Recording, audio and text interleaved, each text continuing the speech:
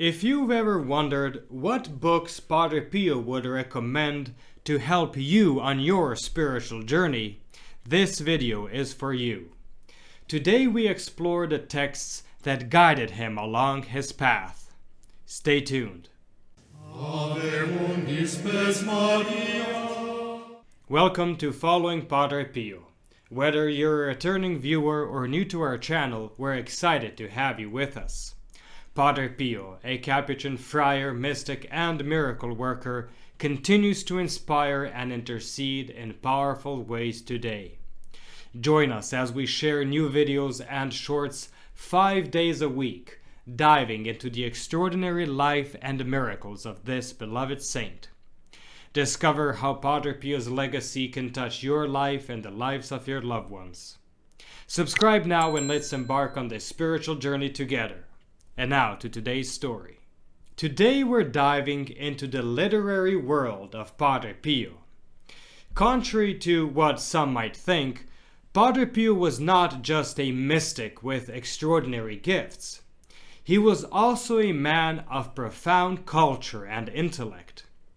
From his time in the Franciscan seminary to the quiet corners of his convent library in San Giovanni Rotondo, Padre Pio devoted himself to an extensive range of readings. The insights we'll explore today come from the book Padre Pio, The Mystery of the Near God by Saverio Gaeta. So, which books did Padre Pio read, and which would he recommend to others? Let's find out. During the years of forced isolation from 1931 to 1933, Padre Pio didn't let his solitude hinder his thirst for knowledge. In fact, he immersed himself in the library at his disposal, which was filled with texts on mysticism and history. One of the notable works that could be found in the library was the 35 volumes of Universal History by Cesare Cantu, a renowned study that traces the journey of humanity. Then there were also the 16 volumes of History of the Popes from the End of the Middle Ages by Ludwig von Pastor. Interestingly, this work was created by a Protestant critic who converted to Catholicism during his studies. Furthermore, he had access to the 16 volumes of Universal History of the Catholic Church by René Francois Rochbacher, a distinguished collection on the history of the Church. And finally, the author mentions the 7 volumes of Catechism of Perseverance by Jean-Joseph Gaume. When people sought his advice on spiritual literature, Padre Pio consistently recommended some of the best texts available. Here's what he suggested. The Way of Perfection, written by Saint Teresa of Ávila, who was not only a mystic, but also a doctor of the Church. This work delves into the journey of spiritual growth and the importance of prayer in achieving union with God. He also recommended The Interior Castle, another masterpiece by Saint Teresa of Ávila, which presents the soul's journey through various stages of prayer and communion with God, likening it to a castle with 7 mansions.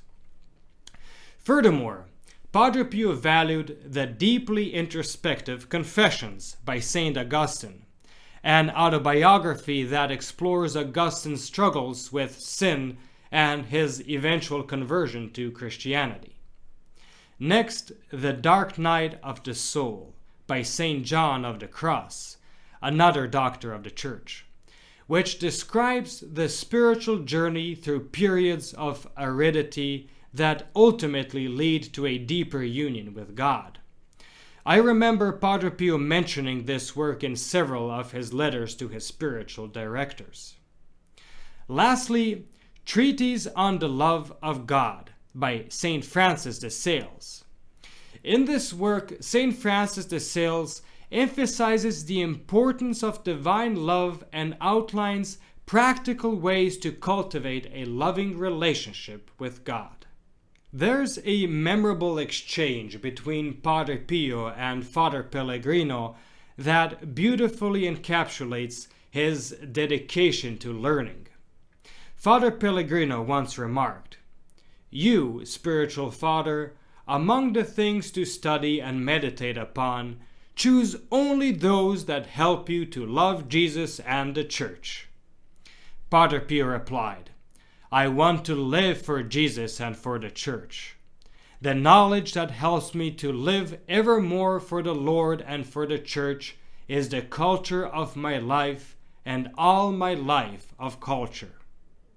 And Pellegrino countered, "But to love Jesus and the Church, in my view, 4 pieces of knowledge are enough." Padre Pio reacted, raising his voice, "On the contrary, no. Every day, every hour, every moment, I feel the need to increase my knowledge.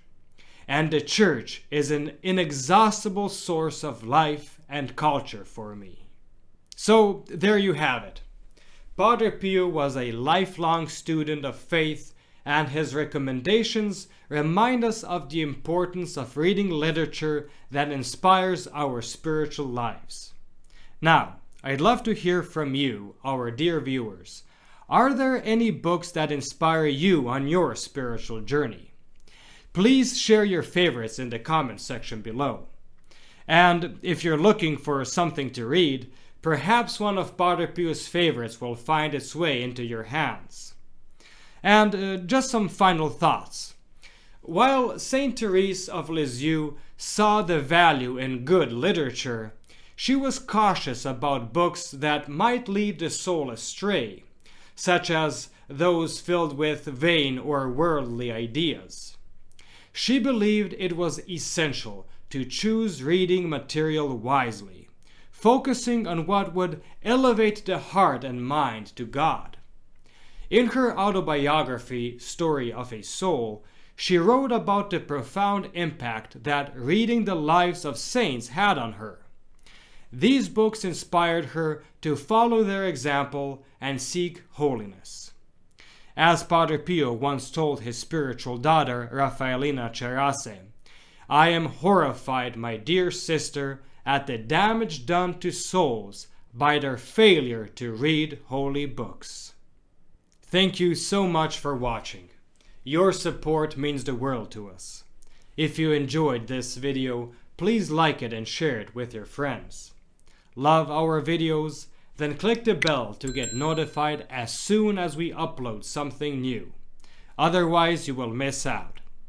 Check out the specially recommended videos on the end screen, or click the links in the description below for our full selection of great content, including our Padre Pio Thoughts for the Day playlist, and to enroll your Mass intentions for next Friday's Padre Pio Holy Mass.